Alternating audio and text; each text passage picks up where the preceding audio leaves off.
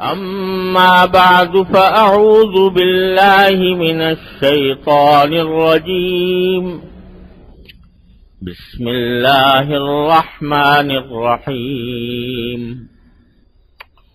قل أعوذ برب الناس ملك الناس إله الناس من شر الوسواس الخناس الذي يوسوس في صدور الناس من الجنة والناس. آمنت بالله صدق الله مولانا العظيم وصدق رسوله النبي الكريم ونحن على ذلك من الشاهدين والشاكرين والحمد لله رب العالمين. بزرگان محترم اور برادران عزیز، یہ قرآن کریم کی آخری سورت ہے جسے سورۃ الناس کہا جاتا ہے، جو میں نے ابھی آپ کے سامنے پڑھی، اور تقریباً ہر مسلمان کو یہ یاد ہوتی ہے، بکثرت نمازوں میں بھی پڑھی جاتی ہے۔ اس سے پہلے سورۃ الفلق ہے، قل اعوذ برب الفلق من شر ما خلق، اور پچھلے کچھ بیانات میں اس سورۃ الفلق کی بقدر ضرورت تفسیر آپ حضرات کی خدمت میں عرض کر چکا ہوں، اور اس وقت یہ عرض کیا تھا کہ یہ دونوں سورتیں قل اعوذ برب الفلق اور قل اعوذ برب الناس دونوں ایک ہی ساتھ نازل ہوئی ہیں، اور اس وقت نازل ہوئی ہیں جب کچھ یہودیوں نے حضور نبی کریم سرور دو عالم صلی اللہ علیہ وسلم پر جادو کیا تھا، اور اس جادو کے نتیجے میں سرکار دو عالم صلی اللہ علیہ وسلم کو یہ تکلیف ہو گئی تھی کہ بعض اوقات آپ نے کوئی کام کیا ہوتا مگر یہ خیال ہوتا کہ نہیں کیا، تو اس طرح کی صورتحال پیش آتی تھی۔ تو بعد میں پھر اللہ تبارک و تعالی نے دو فرشتوں کے ذریعے نبی کریم صلی اللہ علیہ وسلم کو اس بات سے باخبر فرمایا کہ آپ پر جادو کیا گیا ہے، اور پھر اس جادو کے توڑ کے لیے یہ دو صورتیں اللہ تبارک و تعالی نے نازل فرمائی، اور بعد میں جس شخص نے جادو کیا تھا وہ ایک کنویں میں کچھ گرہیں باندھ کر جادو دفن کیا گیا تھا، تو نبی کریم صلی اللہ علیہ وسلم کو جب بتا دیا گیا اللہ تعالیٰ کی طرف سے، تو آپ نے وہ گرہیں کھولی، اور ان دو صورتوں میں سے ہر ایک صورت کی پہلے ایک آیت پڑھتے اور گرہ کھولتے، پھر دوسری آیت پڑھتے دوسری گرہ کھولتے، اس طرح یہاں تک کہ ساری کی ساری گرہیں کھل گئیں، اور اللہ تعالیٰ نے پھر اس جادو کے اثر سے آپ کو محفوظ رکھا۔ تو ان میں سے پہلی سورت سورۃ الفلق کی تفسیر پچھلے چند بیانات میں بیچ میں وقفے آ گئے تھے، اس سے پہلے تفصیل کے ساتھ الحمدللہ بیان ہو چکا ہے۔ اب یہ سورۃ الناس ہے۔ سورۃ الفلق میں آپ کو اگر یاد ہو تو اس کا ترجمہ یہ تھا کہ نبی کریم صلی اللہ علیہ وسلم سے اللہ تبارک و تعالی نے فرمایا کہ آپ یہ کہہ دیجئے کہ میں پناہ مانگتا ہوں اس اللہ کی جو صبح کا خالق ہے، صبح کا مالک ہے، پناہ مانگتا ہوں ہر اس چیز کے شر سے جو اس نے پیدا کی ہے۔ اور پھر ان میں سے تین چیزوں کا خاص طور پر ذکر فرمایا تھا کہ اندھیرے کے شر سے جب وہ چھا جائے اور ان جادوگروں کے شر سے جو گرہوں کے اندر پھونک مار کر جادو کرتے ہیں، اور حسد کرنے والے کے شر سے جب وہ حسد کرے۔ یہ سورہ فلق کا ترجمہ تھا۔ اس دوسری سورت کا ترجمہ یہ ہے کہ حضور نبی کریم سرور عالم صلی اللہ علیہ وسلم سے اللہ تبارک و تعالیٰ فرما رہے ہیں، قل، یعنی کہو۔ کیا کہو؟ یہ کہو کہ اعوذ برب الناس، میں پناہ مانگتا ہوں اس ذات کی جو سارے انسانوں کی پروردگار ہے۔ پناہ مانگتا ہوں اس ذات کی جو سارے انسانوں کی پروردگار ہے، ملک الناس، جو سارے انسانوں پر بادشاہت رکھے ہوئے ہے، الہ الناس، جو سارے انسانوں کی معبود ہے، اس کی پناہ مانگتا ہوں۔ کس چیز سے پناہ مانگتا ہوں؟ من شر الوسواس الخناس، اس شیطان کے شر سے جو دل میں وسوسے ڈالتا ہے اور پیچھے ہٹ جاتا ہے۔ الذی یوسوس فی صدور الناس، جو وسوسے ڈالتا ہے لوگوں کے سینوں میں، من الجنۃ والناس، چاہے وہ شیطانی عمل کرنے والا جنات میں سے ہو یا انسانوں میں سے ہو۔ تو ذرا دونوں صورتوں میں تھوڑا سا مقابلہ کر کے دیکھیں تو پہلی صورت میں اللہ تعالیٰ نے فرمایا کہ پناہ مانگتا ہوں ہر اس چیز کے شر سے جو اللہ نے پیدا کیا ہے، جتنی مخلوقات ہیں ان کے شر سے پناہ مانگتا ہوں، وہ چاہے انسان ہو جو تکلیف پہنچانے والے دشمن ہو، چاہے وہ جنات ہو، چاہے وہ جانور ہو، موذی جانور، چاہے اور کوئی مخلوق ہو جو انسان کو تکلیف پہنچانے والی ہے، ان سب کے شر سے اللہ میں آپ کی پناہ مانگتا ہوں۔ وہاں اس میں یہ فرمایا گیا تھا۔ اور یہاں یہ سورت جو ہے یہ خاص طور سے وسوسے ڈالنے والے شیطان کے شر سے پناہ مانگنے کے لیے ہے۔ من شر الوسواس الخناس الذی یوسوس فی صدور الناس من الجنۃ والناس۔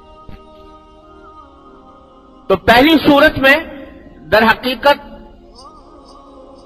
انسان کو پناہ مانگنے کی تلقین فرمائی گئی ہے ہر اس مصیبت سے یا ہر اس تکلیف سے جو اسے کسی بھی مخلوق سے پہنچے۔ انسان دشمن ہے، مثلا کوئی دشمنی پر آمادہ ہے، تکلیف پہنچانا چاہتا ہے، حسد کرنے والا ہے، حسد کر رہا ہے اور حسد کی وجہ سے تکلیف پہنچا رہا ہے، یا اور کوئی اس کو دشمنی ہے جس کی وجہ سے وہ تکلیف پہنچانا چاہتا ہے، یا جانور ہے کوئی تکلیف پہنچانا چاہتا ہے، کوئی ڈاکو ہے، کوئی چور ہے، ان سب کے شر سے پناہ مانگی گئی ہے۔ تو اس میں در حقیقت پناہ مانگی گئی ہے ان مصیبتوں سے اور ان تکلیفوں سے جو انسان کے جسم کو پہنچ سکتی ہیں۔ اور یہ سورۃ الناس میں در حقیقت پناہ مانگی گئی ہے ان لوگوں کے شر سے جو دنیا میں تو چاہے نقصان کوئی خاص نہ پہنچائیں، لیکن آخرت میں نقصان پہنچانے والے ہیں کہ دل میں وسوسے ڈال کر انسان کو کفر میں مبتلا کر دیں، شرک میں مبتلا کر دیں، اللہ بچائے گناہوں میں مبتلا کر دیں، معصیتوں کا عادی بنا دیں، ان کے شر سے پناہ مانگیے۔ تو اگر خلاصہ دیکھا جائے تو سورہ فلق میں پناہ طلب کی گئی ہے ان نقصانات سے اور ان تکلیفوں سے جو انسان کے ظاہری جسم پر دنیا کے اندر پیش آئے ہیں، ان سے پناہ مانگی گئی۔ اور سورہ ناس میں اس نقصان سے پناہ مانگی گئی ہے جو انسان کو آخرت میں نقصان پہنچائے، اس کی آخرت تباہ کر دے، دنیا بھی خراب کرے اور آخرت بھی خراب کرے، بعض اوقات ایسا بھی ہو سکتا ہے۔ تو اس سے پناہ مانگی گئی ہے. اور یہی وجہ ہے کہ عجیب ترتیب اللہ تعالیٰ نے رکھی ہے. وہاں قل اعوذ برب الفلق میں اللہ تبارک و تعالیٰ کی صرف ایک صفت بیان فرمائی، قل اعوذ برب الفلق، میں پناہ مانگتا ہوں اس ذات کی جو پاؤں پھٹنے کی مالک ہے، یعنی صبح کی مالک، صبح کے وقت کی مالک ہے. اتنی بس ایک صفت ذکر فرمائی، جس کی تفصیل میں پہلے بیان کر چکا ہوں کہ جیسے صبح ہوتی ہے تو ظلمت چھٹ جاتی ہے، تاریکی دور ہو جاتی ہے، اندھیرا ختم ہو جاتا ہے.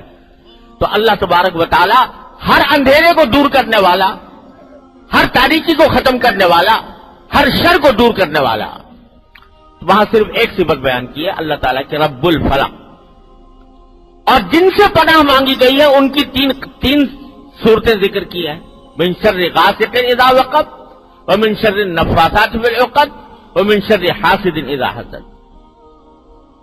اللہ تعالیٰ کی ایک صفت بیان کر کے تین چیزوں سے پناہ مانگی ہے. اور سورہ ناس میں اللہ تعالیٰ کی تین صفتیں ذکر فرمائی گئی ہیں، قل اعوذ برب الناس، ملک الناس، الہ الناس.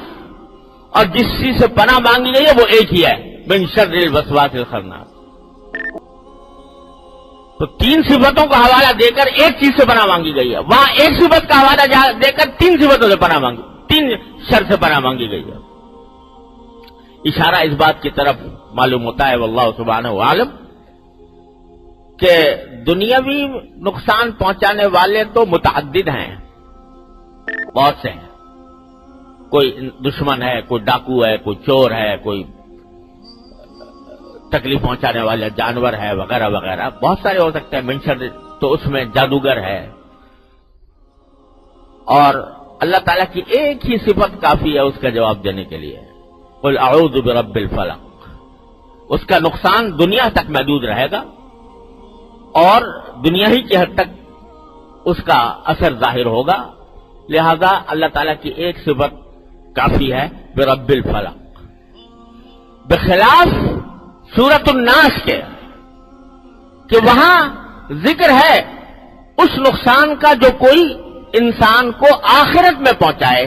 شیطان جب دل میں وسوسے ڈالے اور ان وسوسوں کے نتیجے میں انسان، اللہ بچائے، ایسا بھی ہو سکتا ہے کہ کفر و ارتداد میں مبتلا ہو جائے، اللہ تعالیٰ حفاظت فرمائے، تو ساری آخرت ہی تباہ ہو گئی. اور اگر کفر نہیں تو گناہ کا وسوسہ ڈال لے، یہ گناہ کر لو، یہ گناہ کر لو، یہ گناہ کر لو، اور انسان اس گناہ کی اس کے وسوسے کی تعمیل میں گناہ کر بیٹھے، تو چاہے پوری آخرت تباہ نہ ہو لیکن ایک بہت مدت تک اس کو جہنم کے عذاب کا سامنا کرنا پڑے گا. اور جہنم کا عذاب دنیا کی تکلیفوں کے مقابلے میں کہیں زیادہ ہے. ساری زندگی انسان تکلیفوں میں مبتلا رہے، ایک ذرہ برابر اس کو خوشی نہ ملے تو وہ ہلکا ہے بنسبت اس کے کہ تھوڑی دیر اللہ بچائے جہنم میں چلا جائے. اس جہنم کا عذاب اتنا سخت ہے. اس لیے جہنم کی وہ آخرت کی تکلیف، آخرت کی مصیبت دنیا کی مصیبت کے مقابلے میں کہیں زیادہ ہے. لہذا اس میں اللہ تعالیٰ کی تین صفتیں بیان فرمائی. پناہ مانگو کس سے؟ اس ذات سے جو تمام انسانوں کی پروردگار ہے، جو تمام انسانوں کی بادشاہ ہے، جو تمام انسانوں کی معبود ہے. اس کی پناہ مانگو، اس کے حوالے سے پناہ مانگو کہ اللہ آپ تو ہمارے رب بھی ہیں، پروردگار ہیں، آپ نے پیدا کیا، آپ ہی نے پالا پوسا، آپ ہی نے پروان چڑھایا، اور آپ ہی کی سلطنت ہے تمام کائنات پر. للہ ملک السماوات والارض. اور آپ ہی ہمارے معبود ہیں، آپ ہی کی ہم عبادت کرتے ہیں، الہ الناس. تو ہمیں اس شیطان سے پناہ میں رکھیے، اپنی پناہ میں، جو وسوسے ڈال کر پیچھے ہٹ جاتا ہے. اور تینوں صفتیں وہ ذکر کی گئی ہے اللہ تعالیٰ کی جو حفاظت کے اوپر دلالت کرتی ہے. رب کے جمانا وہ ذات جو پرورش کرتی ہے، پالتی ہے، پروردگار ہے. تو جب کوئی کسی کو پالتا ہے، جیسے ماں بچے کو پالتی ہے، باپ بچے کو پالتا ہے، تو اس کی حفاظت کرتا ہے، ہر دم اس کو اپنی آنکھ کے سائے میں رکھتا ہے کہ کہیں اس کو کوئی نقصان نہ پہنچ جائے۔ اسی طرح ملک الناس بادشاہ ہوتا ہے، اگر کوئی صحیح معنی میں بادشاہ ہو، صحیح معنی میں حکمران ہو، تو وہ اپنی رعیت کی حفاظت کرتا ہے، اس کی نگہداشت کرتا ہے کہ کوئی اس کو نقصان نہ پہنچ جائے۔